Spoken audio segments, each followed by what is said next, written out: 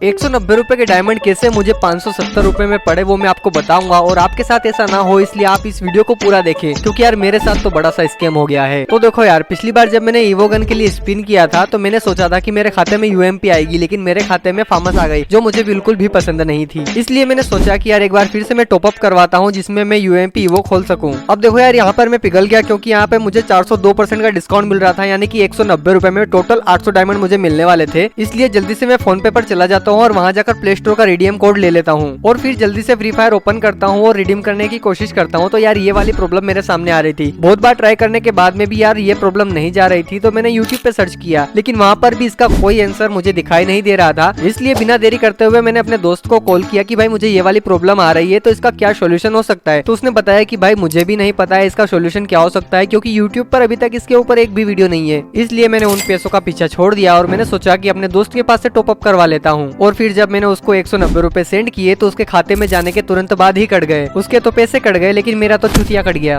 अब उसके खाते में सिर्फ 76 रुपए बचे हुए थे। अब वो पैसे तो मैं मांगने से रहा, यानी कि 190 रुपए के डायमंड के लिए मैं अब तक 380 रुपए पे कर चुका हूँ। उसके तुरंत बाद उसने कहा कि भाई एक बार फिर से मेरे खाते में पैसे डाल दो, इस बार मेरे खाते से पैसे नहीं कटेंगे। अब देखो यार, इतना बड़ा गड़बड़ घोटाला होने के बावजूद उसके खाते में पैसे डालना यानी कि शेर के मुंह में हाथ देने के बराबर हो जाएगा। लेकिन एक बार फिर से दिल पर पत्थर रखने के बाद में मैंने उसको पैसे सेंड कर दिए, वो भी 200 रुपए। और फाइनली उसके खाते से इस बार पैसे नहीं कटे और उसने मेरा टॉपअप भी कर दिया। बचे हुए पैसों से उसने मेरा एक और टॉपअप किया जिसमें 80 रुपए में मुझे 100 डायमंड मिल गए। अब हमारे पास 1000 से ज्यादा डायमंड है। इसका मतलब ये है कि अब हम स्पिन करने के लिए तैयार हैं। अब देखो यार, मैं अपनी किस्मत आजमाने के लिए 20-20 डायमंड के स्पिन करना शुरू कर देता हूँ, लेकिन आप लोगों को तो पता ही है कि पहले से किस्मत खराब होती आ रही है, तो इस बार कुछ नहीं होने वाला। 1000 डायमंड का आंकड़ा उतर कर सीधा का सीधा 700 पर आ जाता है। इसका मतलब ये है कि अब तक हम 15 से ज्यादा स्पिन कर चुके हैं और अभी तक हमारे हाथ में कुछ भी नहीं लगा है। और अब बारी थी बड़े बड़े स्पिन करने की, क्योंकि छोटे छोटे स्पिन हमने बहुत सारे कर लिए थे, लेकिन अभी तक हमारे हाथ में कुछ भी नहीं आया है। हमारे पास 700 डायमंड थे। इसका मतलब ये है कि हम 3 बड़े स्पिन कर सकते हैं और बाकी के 5 स्पिन छोटे छोटे करने पड़ेंगे। तो लीजिए, हमने पहला स्पिन कर दिया है, लेकिन अभी भी हमारे हाथ में कुछ भी नहीं आया है। लेकिन मैंने जब दूसरा स्पिन किया तो भाई मेरे दिल की धड़कनें रुक गई, क्योंकि यार मेरे खाते में एक बार फिर से फामस आ गए और उसके 100 कॉइन मुझे मिल गए। अब मैंने बिना देरी किए तीसरा स्पिन भी मार दिया, लेकिन भाई इस बार मुझे कुछ भी हाथ नहीं लगा। अब ये सब करने के बाद में मेरे खाते में बस बचे हुए थे 107 डायमंड। अब इतने से डायमंड बचाकर करूंगा ही क्या, इसलिए मैंने 20-20 डायमंड के 5 स्पिन और मार दिए। अब इतने सारे स्पिन तो मार ही दिए थे और लास्ट के 5 स्पिन में क्या ही खुल जाएगा ये मैं सोच रहा था, लेकिन मैं गलत था तब तक जब मैंने 5 स्पिन नहीं मार दिए, क्योंकि 5 स्पिन मारने के बाद भी मुझे कुछ नहीं मिला। खैर, आप लोग मुझे कमेंट करके बताना कि फामस की एक लेवल अपडेट करने के लिए मुझे पूरे 1000 डायमंड देने पड़े हैं। क्या मेरे साथ अन्याय हुआ है या फिर सभी के साथ ऐसा ही होता है? कमेंट करके मुझे जरूर बताना, और हो सके तो इस चैनल को सब्सक्राइब कर लेना और वीडियो को लाइक कर देना। बेशक दोस्तों, मेरी चड्डी फटी हुई है, लेकिन मेरी जेब सिली हुई है और उस जेब में चिल्लर पड़ी हुई है, और जब तक मेरी जेब में चिल्लर रहेगी तब तक मैं स्पिन करता रहूंगा। एक न एक दिन तो हम ईवो गन खोल के ही रहेंगे। अब मुझे दीजिए आज्ञा, क्योंकि मुझे भी जाना है भीख मांगने के लिए, ताकि मैं चिल्लर इकट्ठी कर सकूं अगली स्पिन के लिए।